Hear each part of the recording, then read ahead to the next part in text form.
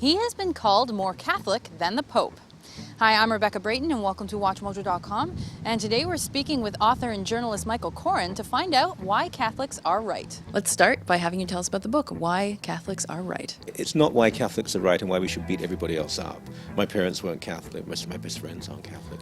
But if I believe something to be right, I believe it to be right. And people write books, why atheists are right, why Muslims are right. No one says a word, but this time, could you say that? So the most guaranteed way of finding God and fulfillment for eternity is through the sacraments and liturgy and teaching of the Church.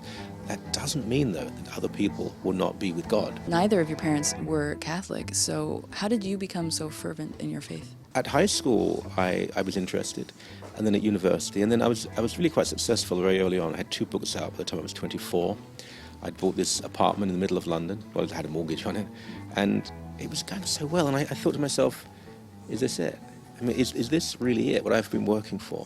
And I thought there must be something else, and I began to search, and it took me in the direction of the Catholic Church. What was your overall goal with the book, your aim? I mean, is it to convert people?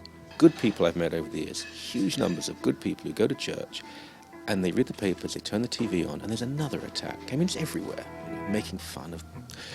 I wanted to give them some reason to be stronger in their faith. So that's the primary function of the book.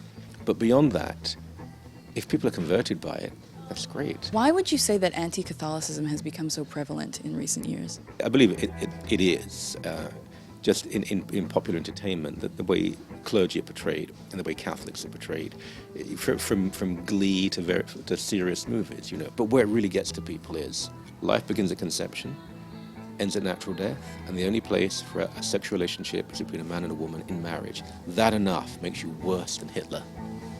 If you look at the studies of those people who have the best marriages, the most contentment, it tends to be people who are serious Catholics, actually.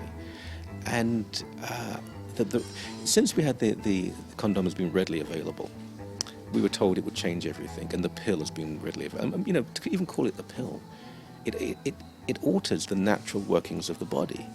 Women putting alien chemicals into their body to liberate them or to make men have more time for them. Now, the sex abuse scandal, if I'm not mistaken, your take on it is that it happens everywhere and that it's not exclusive to the Catholic Church. Any institution where there's a power dynamic between an adult and a young person, tragically you will have abuse. It's human nature, sadly.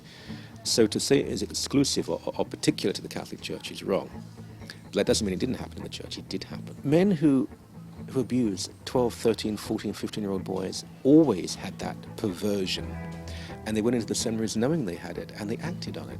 And it's horrible, and they should have been weeded out long ago. They are now. It was individuals in the Church, often awful people, who did the wrong thing.